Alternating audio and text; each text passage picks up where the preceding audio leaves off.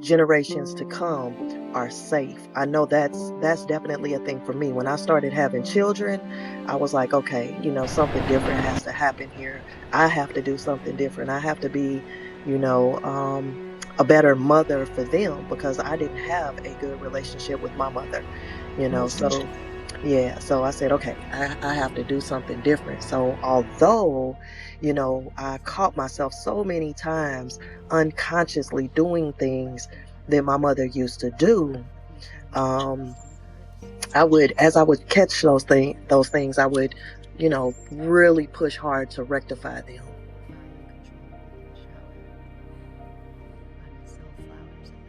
I mean, because I know everybody wants to know. So, what type of relationship you had with your mother? Because this is very interesting.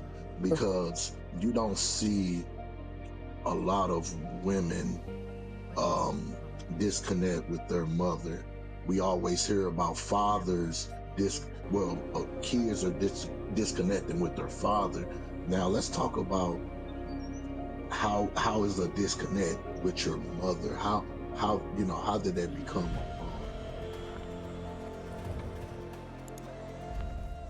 bond? We don't really want to talk about our mothers like that. A lot of people feel like they're outing their mother or they're disrespecting her by being honest.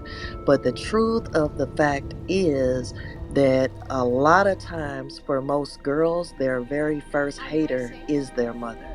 There's so many dynamics where the mother is jealous of the daughter for just numerous different things that it could, be stemmed from. But it's not talked about, it's hidden. Does and however things happen, at the end of the day, they probably tried their best to do what they could for us, even if it was out of spite. To be honest, you know what I mean. Mm. So that's what I look at. You know, this situation and these situations that went on as our childhood.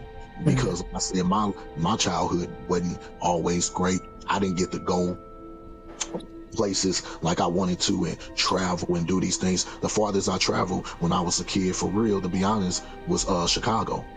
Mm.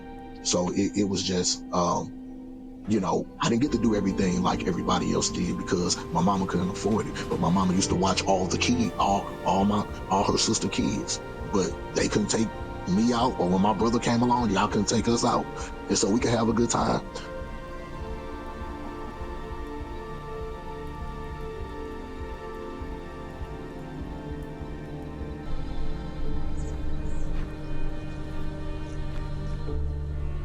It takes a village. It takes a village of us. I can relate to everything that you was just saying. And as chosen ones, once we start really realizing, because, you know, like you said, we get silenced. It's like we come into the world knowing, and then we are gradually digressed back to not knowing. And this whole spiritual journey is to reawaken, you know, find who we are, go back to our authentic selves. And it's very, very hard. It's This whole spiritual journey is not a easy thing. And so when I see people that are on their journey and then they start digressing back into their old lives or ways and stuff, I get it. I definitely understand what they're going through. And you know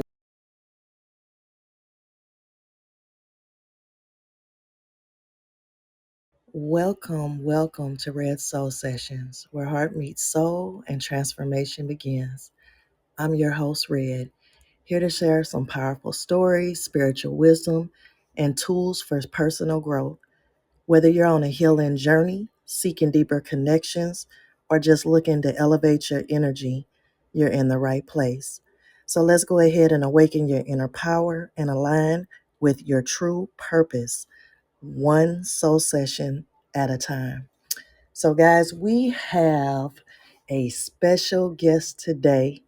This is a friend of mine. We've been friends for a nice chunk of time now, and I'm really, really excited about this episode because we've had some conversations before, and this is much needed. So you guys know that I love to dive into very very touchy subjects, and so this episode will definitely be that. So I first want to go ahead and introduce my special guest, Patrick BP Robinson, and he's going to go ahead and tell you guys, a little bit about himself. Patrick, you there? All right.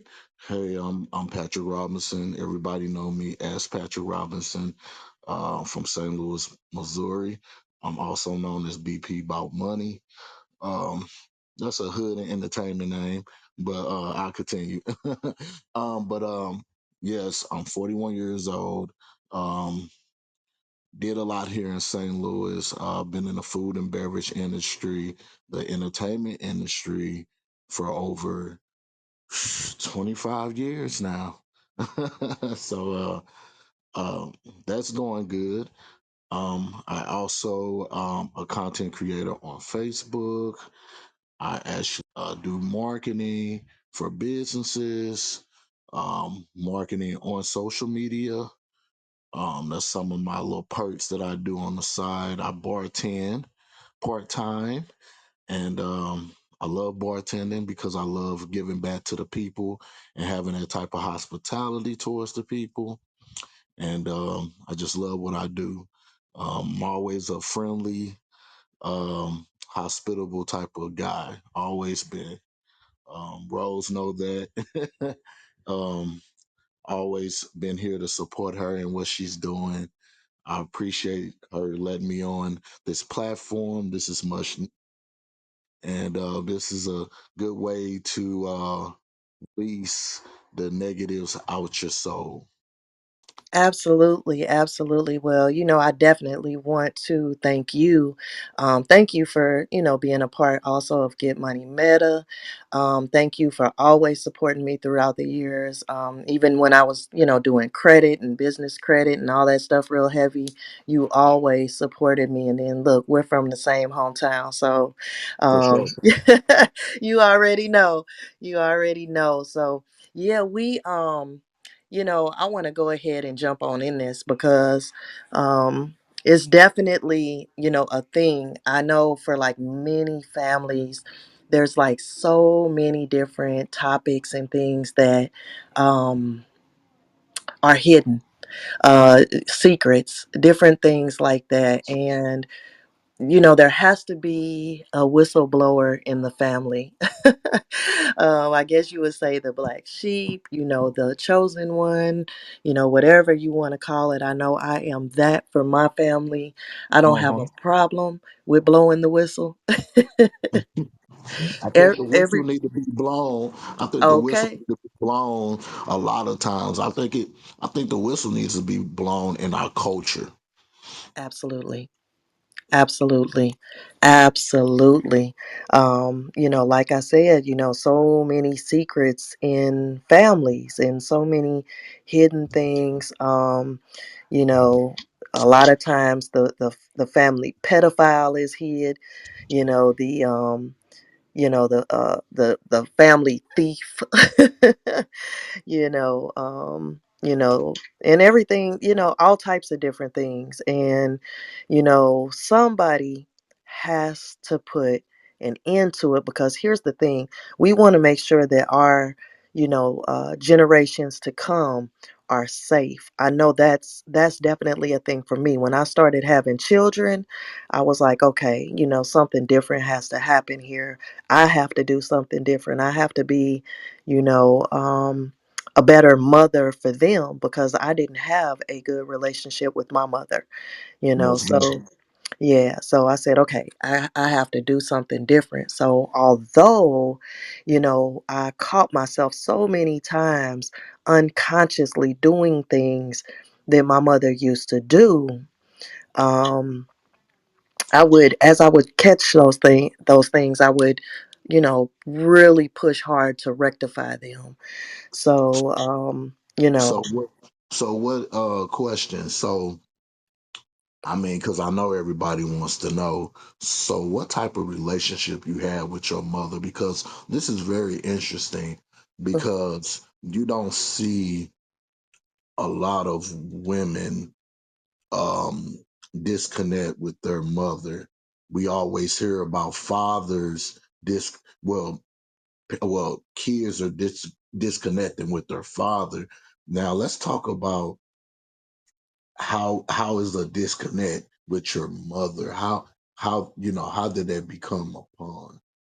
Yeah, well, let me first start here. We don't hear about it a lot because, as I said on, the last, well, not the last episode, but the episode that I, had on that subject, we don't really want to talk about our mothers like that. A lot of people feel like they're outing their mother or they're disrespecting her by being honest.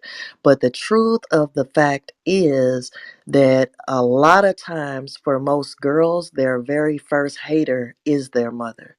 There's so many dynamics where the mother is um, jealous of the daughter for just numerous different things that it could, be stemmed from. But it's not talked about, it's hidden. When I put up the post, I can't tell you how many women were messaging me about the subject. There was a couple that actually wanted to come on and talk about it, but Come on, bring them on. Nah. yeah, well, they actually declined, by saying that, they didn't want to disrespect their mother by coming on and talking bad about her. Interesting. Yeah, one particular person, she mentioned it to a family member, and the family member was like, "You better not go on there and talk about your mother." So see, that's what I'm talking about when I say that these things are hidden.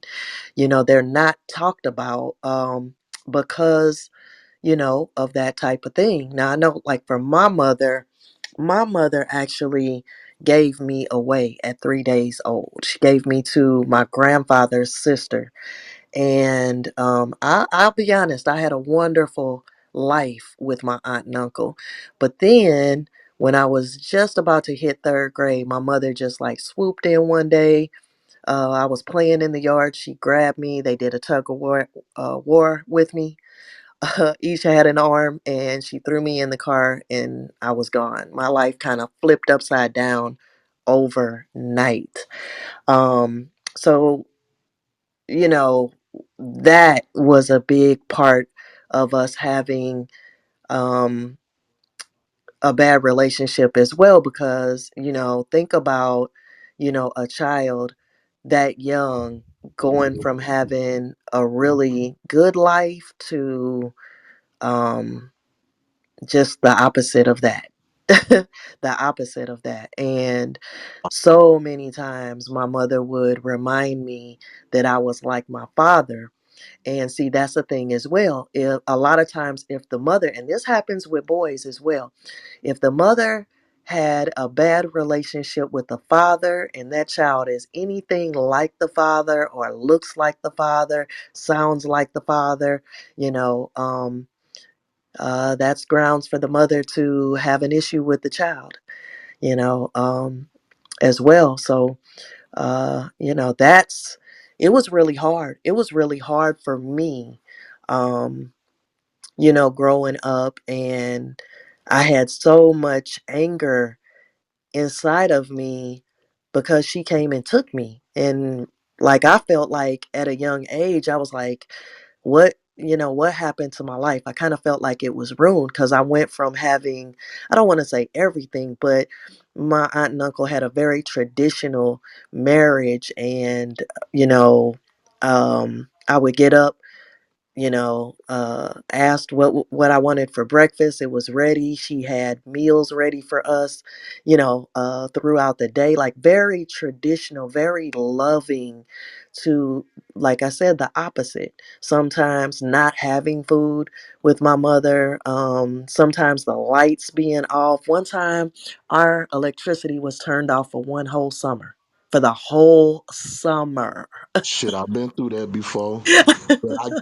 But I get what you're saying because it could be with bad habits that she was doing Mhm. or whatever. You know what I'm saying? So I get it because I've been through lights getting cut off. I've been through, you know, staying in hotels with my mom and my brother, house to house. You know, that's why I damn near know every school district it is out here because I had to go to hop school to school. I mean, but you know, just a little bit. Well, with my mother is because her income wasn't as good as it wanted to be. And, you know, the wages was low back then, but at the same time, raising two sons on her own, you know, she just had a little struggle, you know. I mean, that's just what it was. Um, didn't know too many about habits until I got older. But yeah, you know, it's just heartbreaking, you know, just to hear what you was talking about because um a lot of women and just a lot of kids or whatnot, you know, they was taught not to speak bad about their mother, but when you have a bad, unfit mother, nobody talks about it, and you always hear about me, and it like, and most of the time you don't hear nothing positive about a father, you know, Mhm. and you hear all the negatives, Mhm. and I experienced that personally as a father myself, and my dad wasn't around a lot, you know. But when I did see him, I was happy to see him regardless if I didn't see him, because as a kid, you know, you might get upset, but that's a temporary release. When that dad come through that door, when my father used to come through that door, or he'll bring some food or something, he probably won't stay about 2 or 3 hours, but he'll come and I'll be happy as hell because I see my daddy. You know what I Right. mean? Yeah. Yeah. And it's just crazy because now that I'm older, I kind of see like now, like, dang, my dad was he was he was moving around. He had more than one woman, and that's what it Mhm. was. Because I have siblings now. You know, I have four siblings that's my, you know, on my dad's side. And Mhm. me and my brother pertaining to my mom, we on, you know, my, you know, we have the same dad. But Mhm. I have one brother and three other sisters. Wow. So, so that's just crazy that, you know, these situations happen. But Mhm. like you were saying, that, you know, you was in a positive environment at one point and then get switched over to an environment that you was very uncomfortable with, and it would be unfortunate that she didn't even try to make it better. That that can that can put a scar on a child's life. That can Mhm. be very traumatic. Yeah, absolutely. And to be honest, it was. Now, later on, once I think maybe my early 20s, I kind of started realizing and looking at it in a different way. I started at well, first I forgave her. I forgave her for the things that she had done. And I realized that she too had went through things as a child, not the things that she took me through, but a different set of things with my grandmother that contributed to her being the way she was. Now, um, my grandmother, um, so this is where the whistle blowing comes in. You know what Come I on, mean? come on, So because every so my time, grandmother actually wrecked a marriage. Um, she was the side chick, and she told my grandfather that she was pregnant, right? And she decided to go tell his wife that she was pregnant, and he had a 6-year-old daughter with his wife. So the wife left him, took the 6-year-old daughter, and told the 6 year old daughter that he died. So my grandmother had my mother, and I don't know what all it was like throughout the years, but I can tell you now that from the minute I can remember being at my grandmother's, her and my grandfather had separate bedrooms. They like hated each other. They fought every holiday, like, and I mean, they would fight. And think we don't know. They think us as kids don't know, don't make sense of it, but we do. oh yeah, I mean, they used to bang. Like she would throw bowls of food at him and everything. And Ah, yeah, so then my mother's sister, which was his first daughter by his, first wife, um, she wound up finding out, like she came to town and like was saying something about my grandfather and him, her never getting to meet him because he had died. And whoever she was talking to was like, oh, he's still alive. What are you talking about? And she wow. wound up meeting my grandfather at she was in her 30s. I'm not for sure exactly how old she was, but then she invited him to California. And my grandmother was like, if you go out there to see her, when you come back, the locks will be changed and I'll have a restraining order. Do you know? Now, mind you, they were like 79 and 80 years old. Do you know that he went out there and when he came back, she had the locks changed and a restraining order? It was the craziest thing. So I'm saying all of this to say that when my mother finally passed away, she passed away at my home. I took care of her until she did. She had cancer, and when she passed away, all of this secrets started coming out that my mother really wasn't my grandfather's.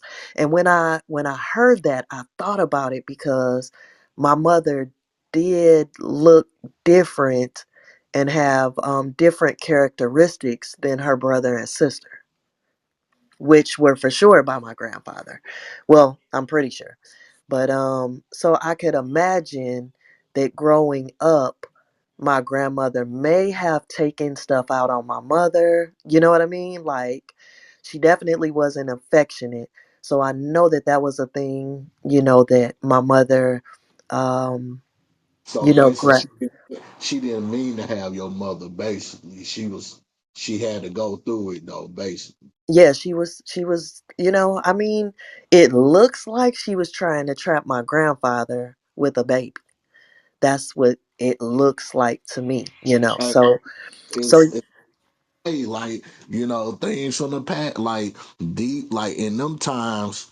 Shoot, it was all that going on, just like it's going on now. Ain't no different. It's just the timing change.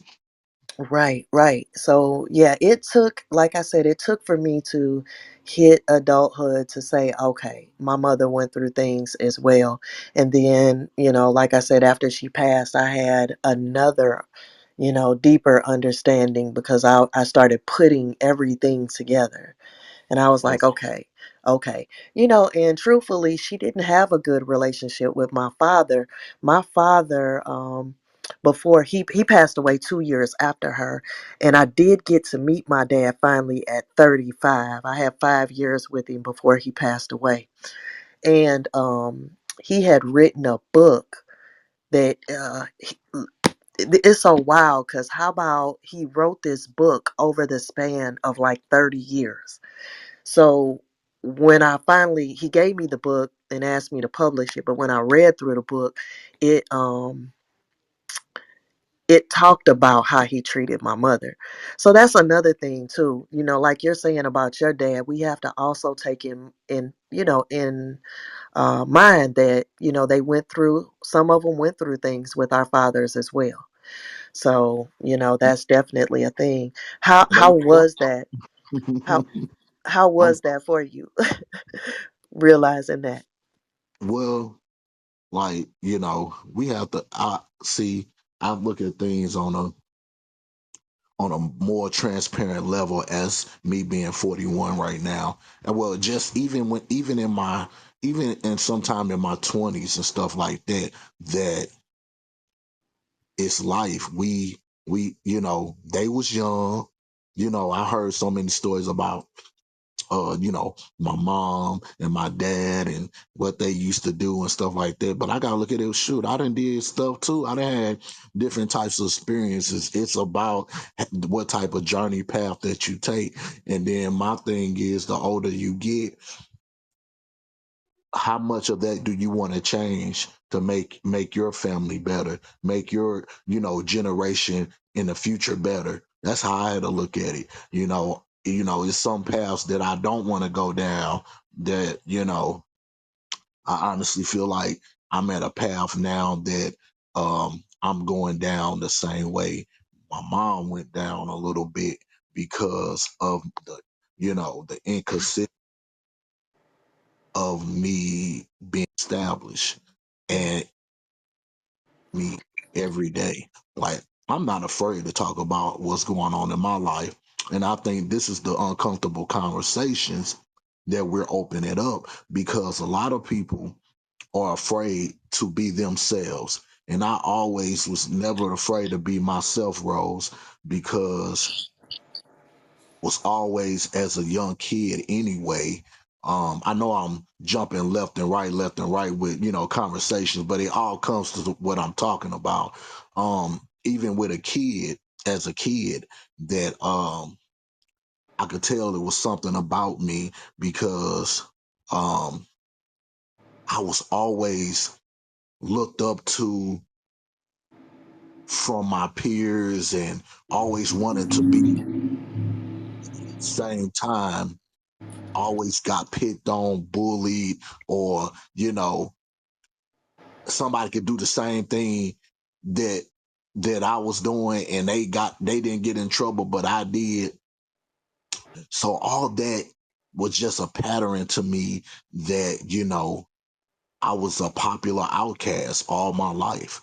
And sometimes it's a gift and a curse, but like you said, in spirituality, it I it must be the chosen one, because the chosen one goes through these types of things. They goes through these trials and tribulations that we go through as as human beings. Mm-hmm. We look at life in a different outlook. And I always used to think deep and talk deep, you know. And my mom used to say, "You don't know what you're talking about, be quiet." So that's another thing, us being silenced as kids. Mm-hmm.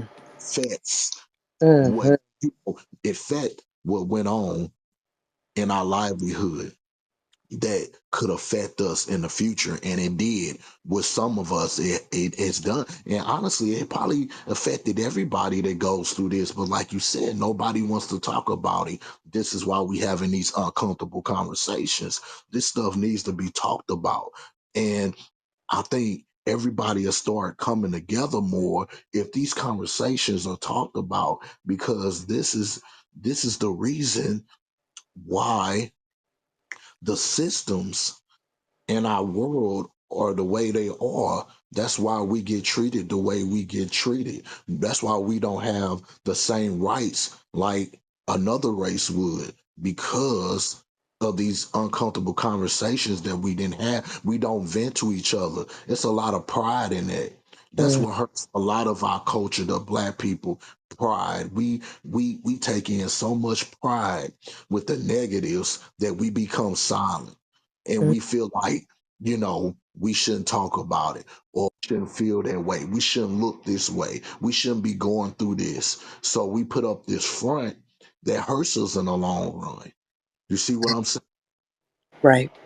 And look at it that our parents, at the end of the day, how they treated us, and how, however things happen, at the end of the day, they probably tried their best to do what they could for us, even if it was out of spite, to be honest. You know what I mean? Mm. So that's what I look at, you know, this situation and these situations that went on as our childhood. Mm, because like I said, my childhood wasn't always great. I didn't get to go places like I wanted to and travel and do these things. The farthest I traveled when I was a kid, for real, to be honest, was Chicago. mm, So it was just I didn't get to do everything like everybody else did because my mama couldn't afford it. But my mama used to watch all my all her sister kids. But they couldn't take me out, or when my brother came along, y'all couldn't take us out. And so we could have a good time. You know what I'm saying? And y'all know all the stuff that we've been through. That plays a part, man. That put, like I said, on your life. It puts a scar on your life, you know. mm. So it's just, at the end of the day, that's why I don't mistreat my kids. And what I mean by my kids, my daughter has sisters and a brother, but I never mistreat them because at the end of the day, I feel like no kid should be mistreated. That's right. It takes a village. It takes a village of us. I can relate to everything that you was just saying, and as chosen ones, once we start really realizing, because, you know, like you said, we get silenced. It's like we come into the world knowing, and then we are gradually digressed back to not knowing. And this whole spiritual journey is to reawaken, you know, find who we are, go back to our authentic selves. And it's very, very hard. It's This whole spiritual journey is not a easy thing. And so when I see people that are on their journey and then they start digressing back into their old lives or ways and stuff, I get it. I definitely understand what they're going through, and why it takes a really, really, really strong person to be the um, one in the family that makes all of the changes and things like that.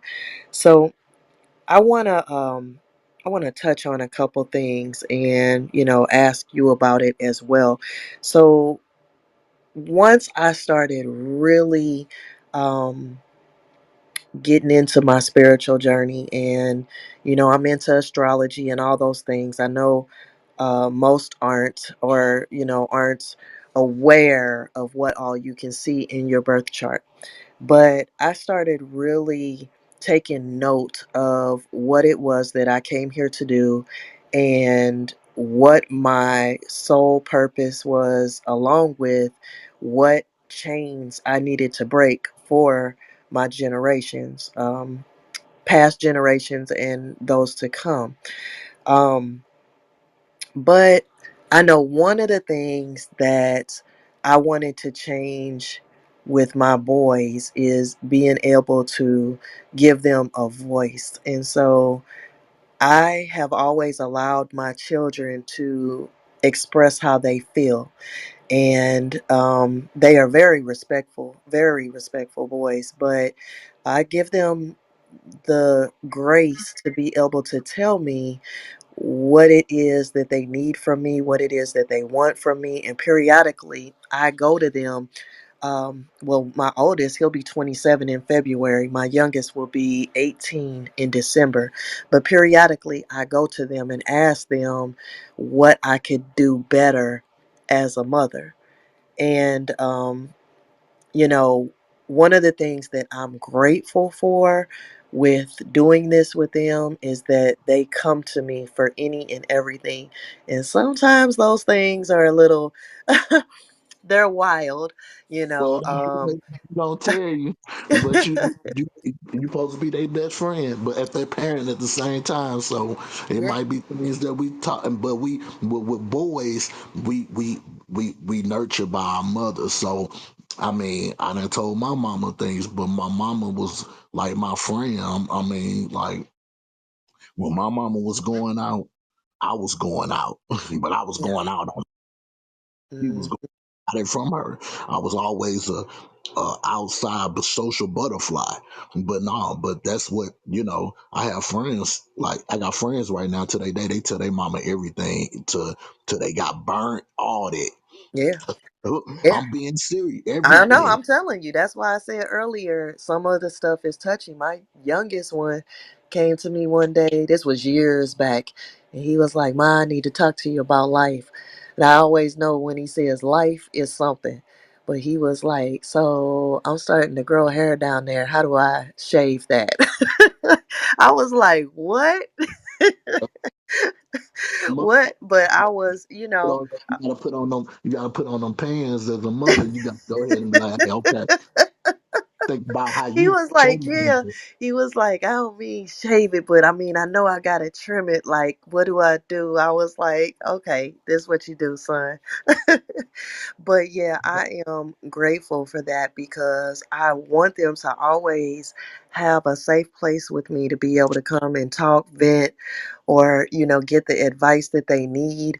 Or, even before making some hasty, crazy decisions, sometimes it doesn't work like that. But, for the most part, they do. So that was one of the areas that I really wanted to be different with. And I always, another thing was always really, really wanted to support my boys because, that was not something that my mother did. And she wasn't affectionate at all. So I said, okay, let me do, better with that, with them. And so, You um, did a good job with that, for real, Rose. Because I'm telling you, I'm telling you, this is the problem that our generation is having, as us being in our 40s, and the generation between 45 and 50 to what I'm gonna say 50 to 35 or something like that. Our generation, our parents, we didn't have a safe space with our parents. We really did. We really didn't have a safe space with our parents. Our mm-mm, parents really, um you know, you couldn't come to them about everything at a certain time. You couldn't, you know, you couldn't have that comfortability. I mean, like I said, I talked to my mom about everything, but at the same time, it was sometime always a rebuttal or something like that. You gave a safe space. That's something that we were missing. You see what I'm saying? Instead of you being on the defensive all the time, you became vulnerable to your children so they can be able to express themselves to them and give them the right advice so they can go off into the real world, and they'll feel more secure about themselves. Well, I didn't feel really secure about myself. I had to force myself to feel secure about myself, even when I did like have these certain conversations with my mother. My mom used to always snap off a lot, but I think because of the habits that she had too. But she always had some type of stern attitude, and that just don't go just dealing with my mom. That's just how my generation of family was. My they was just so disciplined, like always disciplined, disciplined, disciplined. mm, Couldn't just talk to them. Or if you said the wrong thing, you get a whooping. This, and that, or if you you just couldn't get that comfort, that affection from my family like that. yeah. Everybody's so negative all the time. You know, I mean, unless you're doing something good, then they'll try to, but you just didn't get that softness. Sometimes you need that softness. And That, that's why so many people were so angry and bitter, have that bitter attitude and all that, because we didn't really, a lot of families, black families, didn't get that softness. We was brought up to be like, have your chin up, don't have your head down, you gotta do this. Hey, can't take this from nobody. You can't see, but I was never like that. I was always that lovable type of child. I was always that, you know, I'm a I just like to love on everybody. That's just how I was. I was just a friendly guy. That's just how I was. I always used to get excited to just go over one of my friends' house and play with them because I was the only child at one point. So, but it was just good to, just to be hospitable to. I just always wanted to be around people and be friendly. That's just how I was. And my family sometimes they would just always standoffish or they was real clicky and stuff like that. So when I start seeing that as an adult, I'm like, damn, is it my family cliquely? I mean, is it, or is this just the city that we live in? Because I seen a lot of that with we just so segregated within each other and being so cliquish. It's like, is that a mere Western thing? Do that have something to do, maybe past slavery or I mean, what is it? Because that that's the uncomfortable conversation we need to talk about too. Because in generations and generations, yes, we silent about everything, we quiet about everything, certain things that you aren't supposed to know about in your family and this and that. But at the same time, y'all all cliquish. Y'all only one part of the family stay over here, one part of the family stay over there. They start talking about each other, and then when you get around, everybody act like ain't nothing going on. That's how it is basically in our city. I think, well, I definitely believe that on a spiritual level, there are cities and states that have curses and just a really bad negative energy and stuff over them. So I'm positive that the Midwest does.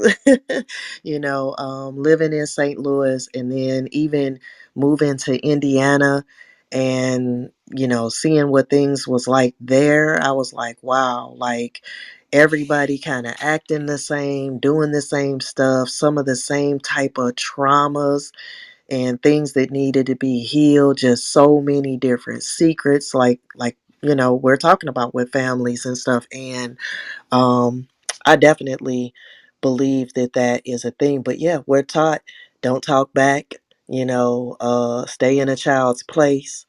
You don't get to feel any kind of way about this or say anything about it. You're a child, you know and that's definitely not a good thing. Not a good thing. Another thing is I've always um, went hard for my boys. So what I mean by that is my mother was very passive. She was the opposite of me. I'm not that at all. I've always been blunt. I've always been one to say exactly what it is. I don't sugarcoat. um, because I do everything from love. So even when it's something you don't want to hear, I'm telling you it because I care. So I'm not going to lie to you. I'm not going to do that. Well, she was the opposite of that. And so there was a couple situations that I went through. One with a close family friend, a male, and then one with a neighbor that I used to my mom would have me go clean their home and stuff, and it was an older man and his wife. The wife was bedridden at that time, and they were older people. So my mom would have me go over there and clean their home, and then he would give me some money and stuff. But the thing was that when I would go over there to do that, he would try to touch on me, and the family friend as well, he would try to touch me also. He used to drop me off at home and say to give him some sugar, and he would try to you know kiss me like an adult. And I remember getting into it with my mother because my mother kicked me out at 15. But I remember getting into it with her, and I was so upset. I was crying, and I was like, this was happening to me and you didn't say anything. And she was like, well, it was happening to me too. And I was like, what? So she didn't have, I don't know if it was because some of it was happening to her too, or she didn't have the guts to stand up for me, or, even at one point I was like, dang, like, did she know it and was she okay with it? Like, I had a lot of anger built up behind that as well, because I was like, I would never ever allow anything like that to happen to my children. Like, if I even thought somebody was doing something to one of my children, I can't even really say what would probably happen behind that.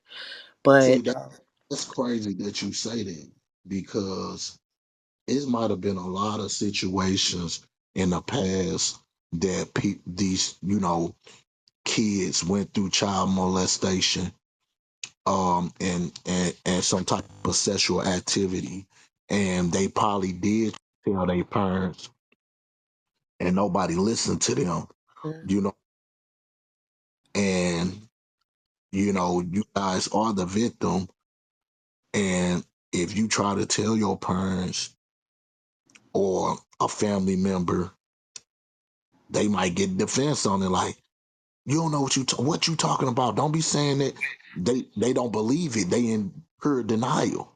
mhm, mhm, And I don't know if it was a fear of, you know it happened to them, and they was threatened that they was gonna get killed, so they try to keep it secret. But at the same time, you killing your child by not uh by not listening. mhm. You killing your child by not listening. So that's, like, I don't understand why did these, them generations in the past and probably now keep that as a hush. Yeah. Yeah, I don't know if it's that people are afraid. If, I think in some cases, families have lived these these outwardly fake lives, like, especially like when they're, a church family, or, prominent in the community or something like that. They live these fake lives, and they don't want people to know what's really going on. They want to mask everything and make it look like everything's so perfect, and they have the best family ever, and this, that, and the other, when there's, those things are hidden. And Yep. yeah, like, it's definitely a thing. I've watched it even with, you know um people, just people that I've known in general. I've watched, and even some, friends and different things like that, old friends and stuff, where I would literally watch them live this fake life, and then, do all this other stuff hidden. And, it's, I'll be honest, like, that's something I can't stand. I No, can't stand anything that's fake. I can't take it. I won't be around it. As soon as I start peeping it, I'm out. Like, it's for me, because I'm pushing authenticity, and it is the highest. highest Authenticity and love is the highest vibration. vibration there is. And when you brought up pride is at the bottom. That's one of the lowest. Pride is one of the lowest vibrations there is. So I think it's just people not wanting people to know, that they have demons, and, they have shadows in their family and stuff. And, we know all families have them. I don't care, how much better of a childhood or whatever, some people went through, like, like us. We didn't have those great childhoods. Hey, look at that. That's crazy because a lot of people that got money and all that, and rich or been through all their family, they went through the same BS as the people that was probably then went through poverty, or Yeah. even worse, Yeah. even worse, because we done heard all these celebrity stories of these rich family. Even I heard all the time in Kirkwood, all these, I mean, that people bar talk, and I'm thinking like, dang, they ain't no different. These rich folks ain't no different than somebody that got $5 in their pocket. Hmm. I'm And telling you. because they rich, or they got they a thousandaire, or a millionaire, shit, they go through, man, they got so much scandals and all that shit. Look what's happening to Mr. Combs.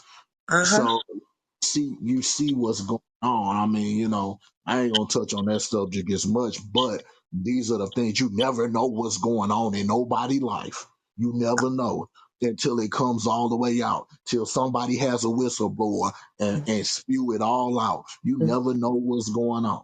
Ain't Yeah. nobody, no, ain't nobody uh, dismissed from the conversation, because Yeah. you never know, because you think this person is successful, they doing things for the community, they doing this and doing that, but they probably the biggest sex offender you ever known, or they probably the biggest killer that you would never know. You know what I mean? Hmm. So what you was talking about masking, need to Hmm. put like, we need to aim for that, because masking is equal to cancer.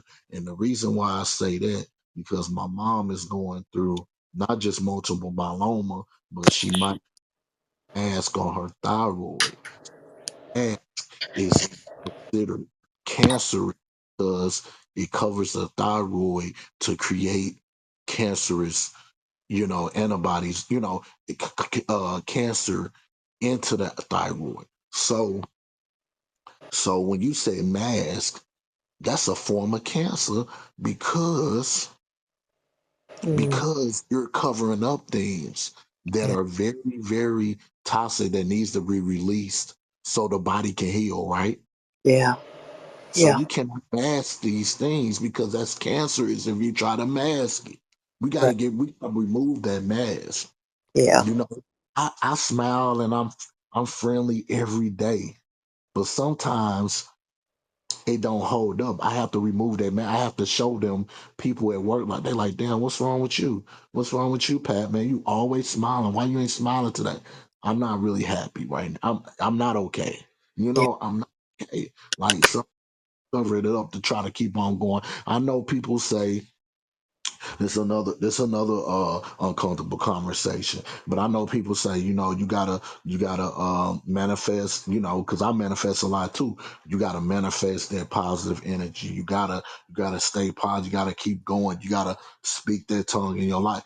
Yes, that's true. You're right. I mean, I believe in it, but at the same time, in reality, in my personal reality, sometimes I have those days. I Hmm. have those days of, like, I'm agitated. You can see it on me. It's tough being positive all the time, especially if you don't get a positive outcome that comes your way, or you don't get that opportunity that you was looking for. Because as a kid, I used to always get too excited about about a lot of things. Seeing my dad going somewhere, this and that, and when those things don't happen, I get disappointed again. Hmm. So, and that's another thing. That's why I don't get my hopes up like I used to. Because when you get your hopes up so much as a child, or as a child, a teenager, or in your 20s, on things that you think that's supposed to happen, you manifest, and it don't happen, you be like, what? You know, like, why I'm in this position, and I'm so good to everybody, you Hmm. know, and you've been through those things, and we all going through them currently, you know, and people don't want to talk about it because they don't want to feel like somebody gonna talk about them. I don't give a darn about who talks about me, That part. because I feel like I am again, 41 years old. You know how many women have like hung up on the phone with me when I tell them about my situation because they want to know something about me. And but people say, man, don't be telling them everything about you. You know what I'm saying? That you ain't gonna never get nobody. Well, shit, that person ain't for me. But do you know a lot of female? I just experiment something. I was like, okay, let me get on this little dating site, Mm, and let me start having conversations with women or whatever. And I'm just gonna tell them like it is, how my life is going. You know what I mean? And you know that shit, 90% I'm the deal breaker. You mm, know what I'm saying? And I mean, I might be ain't a deal breaker to somebody else, but I feel like I'm the deal breaker. I just got out of a committed relationship last year, and she made me feel like I was a deal breaker because I'm not in position, and I wasn't in position to be consistent like I wanted to be on a stability state, case or financial case. But I thought those things shouldn't matter if I was, being secured. I was securing you emotionally. I was securing you on spiritually. I was, bringing some type of happiness to your life. mhm, And that gets to an individual that feels like they're a good person, and they do what they can, they work hard, they do this and do that, to be disappointed because you thought you had something or somebody, or mhm, you was going to win another opportunity. So that plays a lot of part too with the uncomfortable conversations, because a lot of people are having their little struggles, but they try to put their best foot out there and not say nothing about it. So just say if you do get in, you start dating or being in a committed relationship, then something comes up, and then you be like, "Dang, why you ain't tell me about this?" Well, I thought you would. Y'all thought you wouldn't want to be with me. I mean, or talk to me after. See, that's the problem, right, because everybody try to live this unrealistic life. You right, know, I'm not. I don't have everything I want right now, and I think I should. And I mean, and I'm working on that. I'm working on me. But at the same time, just not having you know a person not liking you for you, or right, don't want to go through your journey with you, or not try to. And I'm not saying you know you trying to fully help, but why not? We all supposed to stick together, because you struggling a little bit, don't mean that shit we can't uh work this out and make things happen, and get you where you need to be. Or you know what I'm saying? Like, people, we that's the problem. It's so much division because a person ain't where they need to be, or they have certain type of struggles that people don't want to deal with. Do you know people? That's why I say I'm not even mad at the relationship, the committed relationship I was in last year, because you know what? I think I helped her out in a lot of ways. yeah, I probably healed her in certain situations. I just did my assignment. It was just we and her just wasn't meant to be. That's just all it was. yeah, And she taught me a lot too. And I'm not saying she was a bad individual, not a bad woman at all. But she taught me something and put myself on game where I could step my game up a little bit. And I think I taught her something. But at absolutely, the same but at the same time, why people can't be together that you know, love a person for who they are. right, right. Well, there's a couple things that I feel, and I'd like to say, behind, what you just said. The first thing is that, we have soul contracts with people. So sometimes these people come into our lives, and just like you said, they teach us lessons, we learn things, we upgrade ourselves, and, we move forward. Um, the other thing that I wanted to, you know, go ahead and touch on is working on yourself. Now, I can say, as your friend, I have watched you doing this. So I definitely want to salute you for that. I'm proud of you for that, because everybody doesn't want to work on themselves. And as I said earlier, it takes a lot of work. This whole healing process is not all love and light. It's very dark, and you have to be able to face those shadows. So when I'm coaching and mentoring or even talking, I never push love and light only, because I'm going to keep it real. Like, this is down dirty work. It's going to be hard. You're going to, cry at times. You're going to sometimes even be in such a low place that you might even feel like you don't want to go on with life. It's not an easy thing, but as you are working on yourself and you are vibrating higher and higher and higher, it becomes a magnetism. Now, that's with masculine or feminine energy. Is one of the things that, as a divine feminine goddess, I really work on magnetism.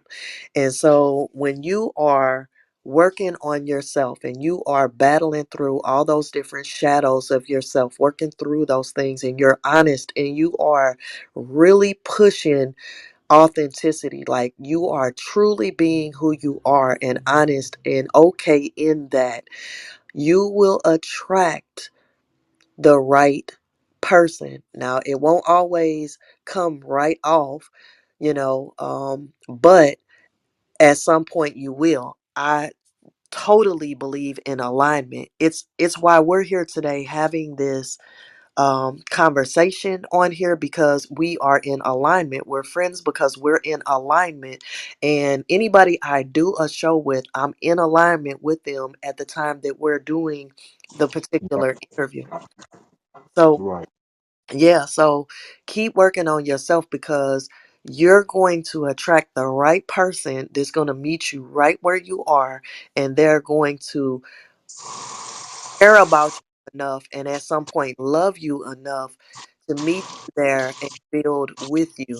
And, and that's what it's about. That's something that I had to realize myself as well, because I was like, okay, why do I keep attracting these different things? For me, I was attracting avoidant type people. Not just like in a relationship, like my last relationship was that ended was like that. But even with like friends and business partners, it was like they had an avoidant um style, and I had an anxious style. So it's kind of like I would bump heads with these people. Like, they would come in and be gone. Come in, then be gone. So once I started realizing that, I started working on those areas, and I started attracting a different type of people. you know, um, I started attracting something different. So, you know, so right, yeah, so keep working on yourself, because you're going to attract the right person that's going to meet you right where you are, and they're going to care about you enough and at some point love you enough to meet you there and build with you. And, and that's what it's about. That's something that I had to realize myself as well, because I was like, okay, why do I keep attracting these different things? For me, I was attracting um avoidant type people. Not just like in a relationship, like my last relationship was that ended was like that. But even with like friends and business partners, it was like they had an avoidant style, and I had an anxious style. So it's kind of like I would bump heads with these people. Like, they would come in and then be gone. So I once I started realizing that, I started working on those areas, and I started attracting a different type of people. you know I started attracting something different. So, you doing the work on yourself is going to, bring in the right connections, and not just even on a romantic, like I said, in different areas, because I know that you are really pushing business wise. People don't know. um I do the coaching and mentoring for shadow work and all of this, and especially for business owners. But a lot of times, our manifestations aren't going through, they're not bearing fruit because we have blockages. And yeah, the blockages are a lot of times not the type of things that you would think. So, if you don't have a good relationship with money, and I'm not talking about you, but I'm talking about any person because I had this issue as well. If you don't have a good relationship with money, or you don't understand that money is energy and it needs to flow, then it's just not going to come. It's just not going to come. If a person thinks, I hear people say, oh, another day, another dollar, or something like that. Well, you're speaking that another day you're going to get $1. Mm, Yeah, so it's a lot of things like that, and you're right. mhm. Yep, so we have to clear out those blockages and stuff, but yeah, absolutely. So what Right. I want you to do is I definitely want you, this has been a dope conversation. We're going to definitely have to have another one. For Um sure. yeah, You absolutely. I want you to go you have ahead. part two. Absolutely. I want you to go ahead and plug everybody to your, outlets, on what you're doing as well, because you never know who's going to hear this and might want to come in and collab with you on something that you're doing. So, Okay. yeah, go All ahead and right. plug yourself. So everybody can find me on my social media platform, Facebook as Patrick Robinson. So you'll see my beautiful face up there. Now, but now, yeah, you everybody can follow me on there. But basically, what I'm doing, I'm just doing freelance work for clients for small businesses or even big businesses. If you need social media marketing or social media marketing management for your business, you can contact me.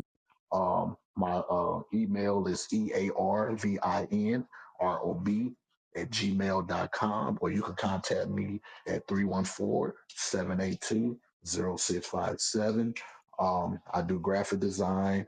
I do advertisement on Facebook. I can build your Facebook business page so you can get some followers and clientele that will build your they'll just build your financial game. So that's the goal. That's what I want to do. That's what I'm trying to do to work with my people, because a lot of our people, and it's going to be another subject on an uncomfortable conversation too. A lot of our people, afraid to spend money in marketing or afraid to invest into themselves so they can um, grow their business like they're supposed to. So that's another thing that I wanted to really tap in on when we have another conversation, because this is very important and this is something I'm trying to do. I'm trying to help everybody out.